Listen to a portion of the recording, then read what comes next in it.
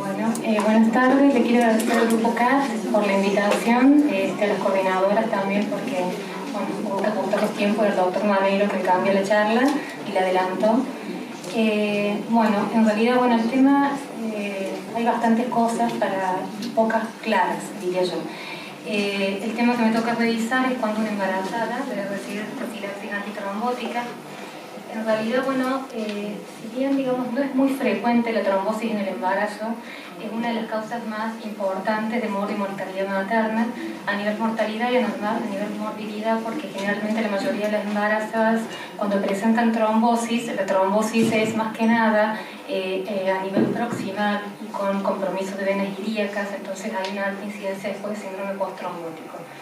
En la paciente embarazada el riesgo aumenta comparado con la misma población igual edad no embarazada, entre un 5 a 10 veces en el embarazo y 15 a 35 veces en el posparto, y en el puerperio este riesgo se mantiene, especialmente las primeras 6 semanas de gestación, y va declinando lentamente, pero persiste hasta 12 semanas posparto.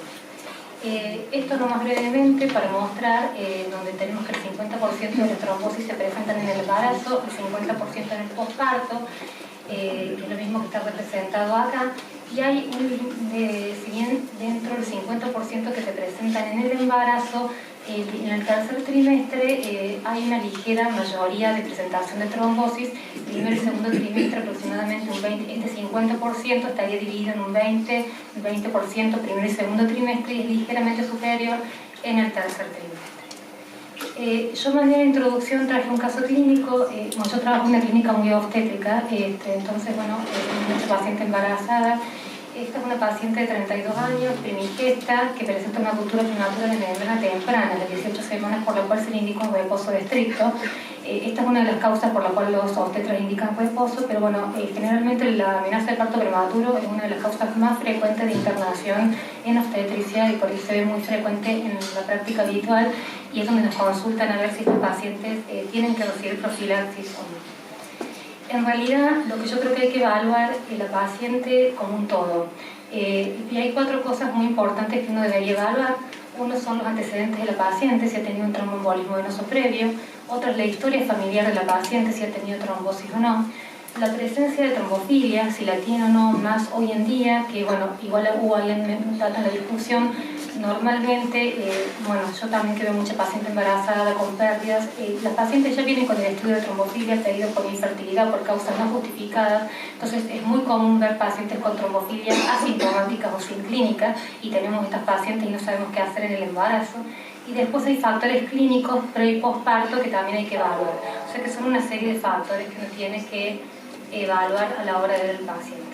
Si nosotros decidimos ponerle tromboprofilaxis a la paciente, la droga de elección recomendada, primero, si uno decide colocar la tromboprofilaxis, habitualmente si la vamos a colocar antenatal, hay que iniciarla desde que la paciente tiene test positivo de embarazo, porque generalmente tan pronto el embarazo esté documentado, porque como vimos el riesgo está incrementado desde el primer trimestre, entonces uno debería colocarla ahí.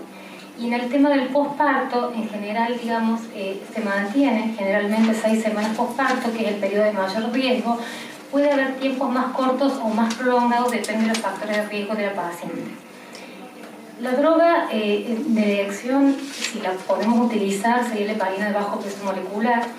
Las dosis, hay una última actualización, porque la última guía de embarazo, ya les voy a poner las guías, están entre el 2012 y el 2014, y una publicación nueva que revisa un poco más ahora en el 2016, y lo que recomiendan es en general la heparina de bajo peso molecular. A dosis, uno puede utilizar dosis profilácticas o dosis intermedia, la paciente que le va a poner profilaxis.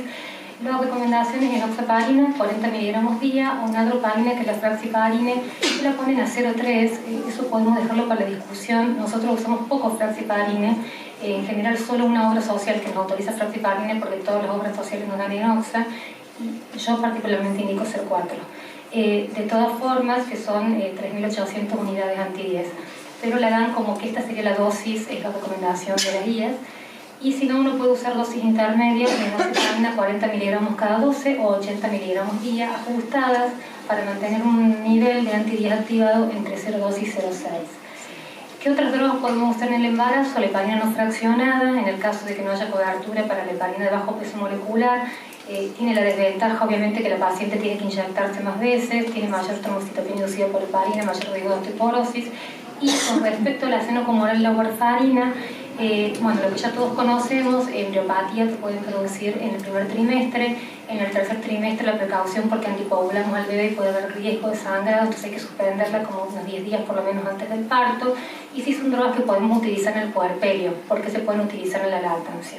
Todo lo que son anticoagulantes nuevos no se puede utilizar en embarazo ni en puerperio por la lactancia, en una paciente que va a tener lactancia positiva. Con respecto a qué dosis es la correcta de heparina o no, hay un protocolo en estudio, que es el High-Low Study, que en realidad todavía no tenemos los resultados, que ellos, la droga que están probando es la naproparina. Lo que se plantean es que hay pacientes que hacen recurrencia a pesar de recibir heparina profilaxis, sobre todo pacientes que ya han tenido tromboembolismo venoso previo, a pesar de dosis profiláctica.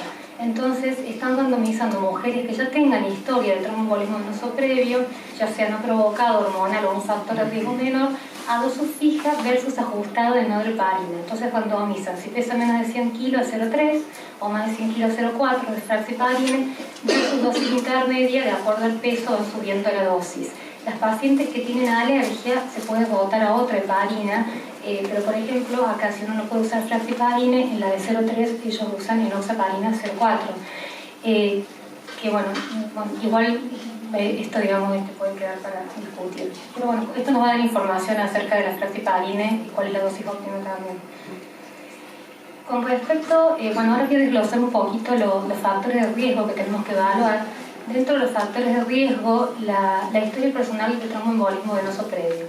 Esto generalmente predispone, está descrito, de acuerdo si los trabajos son retrospectivos o prospectivos, entre un 2.5 o un 6% de recurrencia en la paciente embarazada.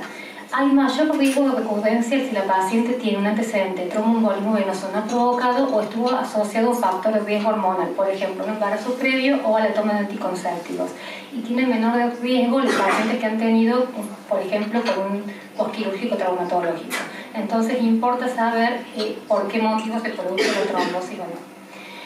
En esto las guías están bastante de acuerdo. Yo acá puse 4 guías, las americanas, canadienses, Reino Unido y bueno, las guías de la CHES. ¿Y qué es lo que recomiendan? En general lo que está muy claro es cuando la trombosis, la paciente tiene un antecedente de tromboembolismo venoso no provocado o relacionado a un factor hormonal, yo tengo que hacer profilaxis en el embarazo y en el posparto por 6 semanas. Y acá lo que está en rosado es lo que están de acuerdo, lo que está en celeste es donde están en desacuerdo. Entonces acá está bastante claro. Cuando el factor de riesgo transitorio, en general la mayoría de las guías recomiendan no hacer nada, hacer solamente vigilancia clínica en el prenatal y solamente profilaxis en el puerperio, excepto acá las guías del Reino Unido, donde ellos hacen profilaxis desde la semana 28 y si hay factores de riesgo adicionales hacen profilaxis desde el inicio del embarazo, quizás debido a esta mayor incidencia de tromboembolismo en el tercer trimestre. Y las pacientes que tienen ya tromboembolismo recurrente, que ya vienen anticoaguladas o no están anticoaguladas, acá sí están de acuerdo las guías que estas pacientes tienen que seguir con tratamiento durante el embarazo y el posparto. Lo que no está claro es con qué dosis, si con dosis profiláctica, terapéutica o intermedias. Entonces cada guía da una diferente recomendación y no está muy claro en principio qué es lo que uno debe hacer. En general, si la paciente no viene anticoagulada, con dosis profilácticas o intermedias debería andar bien, y si ya la paciente está anticoagulada, habría que botarla a dosis terapéutica, sería lo que recomiendan las guías. ¿Qué pasa con respecto a la historia familiar de la paciente de tromboembolismo venoso? En general, lo que se conoce es, acá no estamos hablando de trombofilia, no, sino de una paciente que tiene una historia familiar. Sí se sabe que si hay historia familiar de algún familiar, aumenta el riesgo de trombosis aproximadamente 2 veces más. Sobre todo, este riesgo aumenta si el familiar es joven, fue antes de los 50 años, y si hay más de un familiar con trombosis previa. Y hay un estudio también que evaluó la importancia si el familiar que había tenido trombosis es de primero, segundo o tercer grado. e inclusive evaluaron a los esposos, o sea, maridos o mujeres que están casados con trombosis, porque evalúan si la trombosis no solamente tendría que ver con algo genético, sino ambiental. Pero bueno, parece que estar casado con alguien o convivir con alguien que ha tenido trombosis no aumenta el riesgo. En realidad lo que se vio es básicamente que los familiares de primer grado, ya sean hermanos, hijos o padres, eso aumenta el riesgo de trombosis, son los que mayor riesgo tienen. Y cuando nos vamos a familiares de segundo grado, los de la rama paterna, o sea que aparentemente los medio hermanos paternos, por ejemplo, tienen 2.34 veces más riesgo, diferente de los medio hermanos maternos, que son los que conviven más. O sea que convivir no aumenta el riesgo de trombosis, sino que parece que más son los genes paternos. Pero de todas formas, digamos, en general lo que ellos vieron es que no solo el antecedente familiar de primer grado tiene riesgo de trombosis, sino también de segundo y tercer grado, aunque en menor medida. Entonces, bueno, hay un factor. Y si hay más de un familiar, también. Entonces, por ahí tenemos otra paciente que está embarazada de repente y viene a la consulta y no sabe si tiene trombofilia o no, y tiene un antecedente de un familiar que tuvo una trombosis. ¿Y qué le decimos a esta paciente? ¿Qué recomendación hay? Y en base a esto no tenemos muchas recomendaciones. Las guías, hay algunas que ni consideran esta situación. El Reino Unido, ellos consideran que no hay que hacer tromboprofilaxis en estas pacientes, excepto que haya factores de riesgo adicionales, y únicamente unas guías australianas de Nueva Zelanda son las que recomiendan por ahí no hacer tromboprofilaxis en el embarazo, pero sí en el posparto, debido a que ahí el riesgo está incrementado. Pero es una situación de consulta, por lo menos para mí, bastante frecuente. Y si ya tenemos trombofilia, además, eso nos ayuda un poco, porque ya la trombofilia más historia familiar aumenta el riesgo. Pero si no sabemos si el paciente tiene trombofilia o no, tiene solo la historia familiar, bueno, es una decisión que hay que tomar ahí en el consultorio y no tenemos mucha evidencia que nos ayude. ¿Qué pasa con la trombofilia? La trombofilia es un problema en realidad, yo digo por lo menos para nosotros ahora, porque en realidad se ha incrementado muchísimo en los últimos años con el screening de estas pacientes asintomáticas. Y sí se sabe que cuando hay historia familiar de trombosis, el tener trombofilia, bueno, ahí el riesgo está incrementado. No es lo mismo que si la paciente no tiene historia familiar. Y la mayoría de los estudios publicados tienen muchas limitaciones metodológicas, por lo cual acá las guías no están de acuerdo con las conductas que hay que seguir y es más difícil tomar una decisión. Lleva muchas veces a una sobreestimación del riesgo y a una sobremedicación de estas pacientes. Ese es el problema, digamos, de hoy en día. En general, si bien lo más frecuente que uno vemos, ya lo mencionó igual la doctora Vilaseca, las trombofilias de bajo riesgo, que son el factor 5 de Leiden o la protrombina 2210 heterocigota, que es lo menos frecuente, son de bajo riesgo y en general en el embarazo no se asocian con un alto riesgo de trombosis. Las que son de mayor riesgo está claramente que son los homocigotas para 5 de Leiden y 2210, que son sumamente raros en la población. Y sí, cualquier trombofilia que tenga el paciente, el riesgo se incrementa entre 2 y 3 veces si el paciente tiene una historia familiar positiva. O sea, no es lo mismo una trombofilia aislada en un paciente que tiene ya historia familiar. Entonces, son datos que uno tiene que poner para tomar una decisión en el consultorio. Bien, y lo otro que las guías un poco recalcan, porque hay muchas de estas situaciones que se recomienda la vigilancia clínica, entonces es la educación del paciente a reconocer cuáles son los síntomas de trombosis venosa o de tromboembolismo pulmonar para que el paciente esté alerta y consulte. O sea, no diga me duele la pierna, tengo un desgarro y lo deje pasar, sino que pueda consultar de tiempo. Bueno, acá, como ven, todo lo que está en celeste es que no hay acuerdo. Entonces acá en trombofilia asintomática no hay mucho acuerdo de qué es lo que hay que hacer. En principio, factor de 5 de Leiden y factor 2210 heterocigota, que serían de bajo riesgo. En el embarazo, algunos recomiendan vigilancia clínica o profilaxis, solo vigilancia clínica. Acá, de acuerdo a los factores de riesgo, ponen profilaxis o no, pero no hay un acuerdo. Ni siquiera tampoco en el puerperio, porque algunos sí ponen profilaxis, 6 semanas, otros, estas son las guías españolas, la Sociedad de Hemostasia y Trombosis Española, 7 días. No hay mucho acuerdo. Sí, lo que está más claro es que si el paciente por ahí es un doble heterocigota o tiene factor 5 de Leiden, factor 2210 homocigota, tiene mayor riesgo y en este caso quizás sí convenga protegerlo con heparina en el embarazo y en el puerperio, las 6 semanas.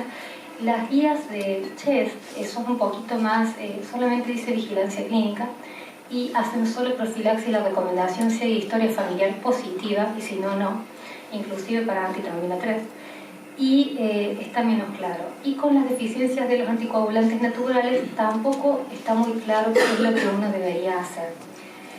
Deficiencia de antitrombina 3, sale una publicación ahora reciente de este año, que es más que nada basada en la opinión de expertos, que lo que ellos recomiendan es cómo manejamos los pacientes con deficiencia de antitrombina 3 en el embarazo. Primero, hacer un diagnóstico correcto, porque es infrecuente y hay que ver en qué momento uno realizó el estudio, que el estudio esté hecho en un laboratorio de referencia y que el estudio esté confirmado. Y también tenemos que evaluar si hay historia familiar, y si hay historia familiar y está confirmada, se considera que es de alto riesgo de trombosis. Si la paciente tiene antecedentes de un tromboembolismo previo, bien anticoagulado o no, acá se recomienda a estas pacientes hacerle heparina de bajo peso molecular a dosis full en el embarazo y en el puerperio, y no utilizar heparina no fraccionada debido a la deficiencia de antitrombina 3, y sí se pueden utilizar los concentrados de antitrombina 3 que los recomiendan más que nada en casos que necesitemos suspender la anticoagulación, ya sea por hemorragia o de la cirugía, y en ese caso manejarlos con concentrados de antitrombina 3. Si la paciente tiene deficiencia de antitrombina 3 y no tiene tromboembolismo venoso previo, pero tiene una historia familiar positiva, está la duda si uno le puede poner heparina profilaxis o dosis full, pero hay que tratarla en embarazo y puerperio. Y si la paciente tiene una deficiencia de antitrombina 3 aislada, y acá uno puede vigilarla clínicamente o hacerle heparina profilaxis, cualquiera de las dos cosas ellos la dan como válida. Y el otro concepto que agregan es recordar que cuando el paciente, si lo tratamos con concentrados de antitrombina 3, no son anticoagulantes per se, excepto que estén en presencia de heparina, entonces que el anestesista no tenga temor, no contraindicarían, digamos, la anestesia regional. El otro tema, la trombofilia adquirida asintomática, síndrome antifosfolípido, que no es un síndrome antifosfolípido real, porque el síndrome antifosfolípido real tiene laboratorio más clínica. Estos son pacientes que tienen laboratorio, pero no tienen clínica. Entonces, ¿qué hay que hacer con estas pacientes que se han estudiado y tampoco porque quieren estudiarse o porque se estudian porque por ahí están en estudio de fertilidad y lo piden los especialistas en fertilidad? No se sabe, hay pocas evidencias, se lo puede vigilar clínicamente o ponerle profilaxis, no hay mucha recomendación. Encontré un solo estudio, caso control, que encontró una débil asociación cuando hay test positivos múltiples, entonces eso se asociaría a riesgo de primera trombosis en el embarazo o en el puerperio. En general yo creo que hay que ver el síndrome antifosfolípido, habría que ver primero si la paciente tiene alguna otra enfermedad autoinmune, como el lupus, no es lo mismo encontrar un anticuerpo aislado que el contexto por ahí de una enfermedad reumatológica, que hay que ver qué perfil, que sea confirmado, que tenga títulos persistentes y qué perfil tiene, porque por ahí un inhibidor lúpico positivo o un triple positivo tendría mayor riesgo y eso nos ayudaría a definir si le ponemos en el preparto o en el posparto, pero en realidad, digamos, las recomendaciones acá, la bibliografía no nos ayuda mucho, tampoco. Así que con respecto a trombofilia tenemos también como una gran zona gris, digamos. Lo otro que tenemos que evaluar en el paciente, que es el otro cuadrante que había puesto, son los factores clínicos que tiene el paciente, ya sea pre o posparto, que la mayoría son obtenidos de caso control y tampoco son metodológicamente bien estudiados. Incluso no está claro si el paciente tiene varios factores de riesgo, si estos factores son aditivos o son multiplicativos en cuanto al riesgo de trombosis. Hay factores de riesgo generales, ya sea en el embarazo o en el posparto, de los cuales lo más importante considerar es si la paciente tiene un lupus, si ha recibido transfusiones de sangre, si tiene enfermedad cardíaca o anemia de células falciformes, donde el riesgo está francamente aumentado. Hay factores de riesgo en el preparto, donde lo más importante, si ustedes se fijan, porque tenemos muchos pacientes que se les indica reposo, no es lo mismo una paciente que está inmovilizada y que tiene sobrepeso, el riesgo que tiene de hacer una trombosis, que si no tiene sobrepeso. Entonces acá, digamos, esto es de mayor peso para indicar una tromboprofilaxis durante el embarazo o no. Y también, bueno, las técnicas de reproducción asistida tienen mayor riesgo en el primer trimestre. Si la paciente es fumadora, hemorragia anteparto. Entonces, en general, la recomendación más que nada es paciente con reposo estricto mayor o igual a una semana y sobrepeso, ponerle tromboprofilaxis y después considerar si es reposo y hay otras comorbilidades como lupus, enfermedad cardíaca, algunas de las que le mostré anteriormente.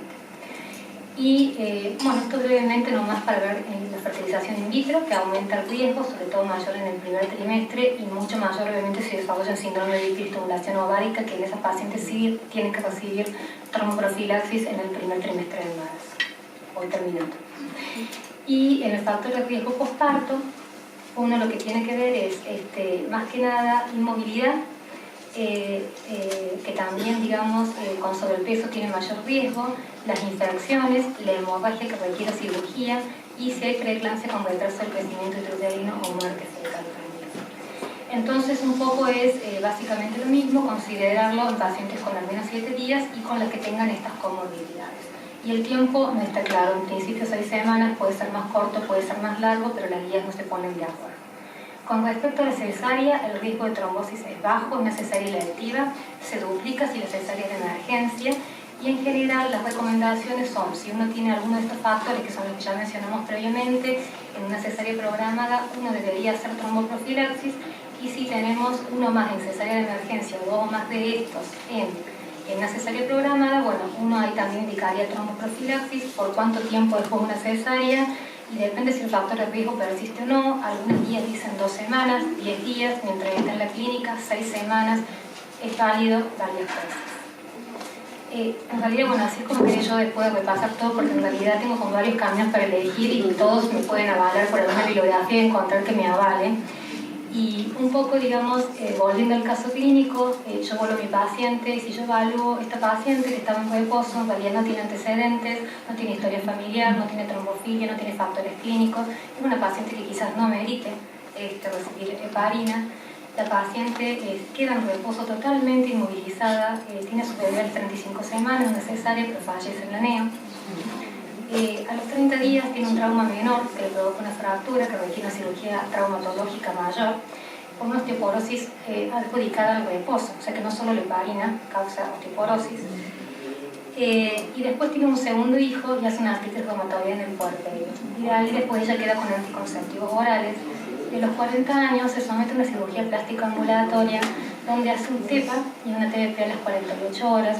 Y yo, en realidad, bueno, acá estamos poniendo si se puede prevenir la trombosis, pero mi pregunta es ¿cuánto no sabemos de trombosis? Porque en realidad, si bien aunque está tomando anticonceptivo a los 40 años, tiene una artritis reumatoidea, pero no es un lupus, es una cirugía ambulatoria de alta en el día, que no sé si indicaríamos tromboprofilaxis a una paciente así o no. Entonces, todavía hay situaciones que no podemos prevenir. Es un poco me generó más hoy que es el Día Mundial de la Trombosis, que nos falta mucho por aprender. Y bueno, gracias.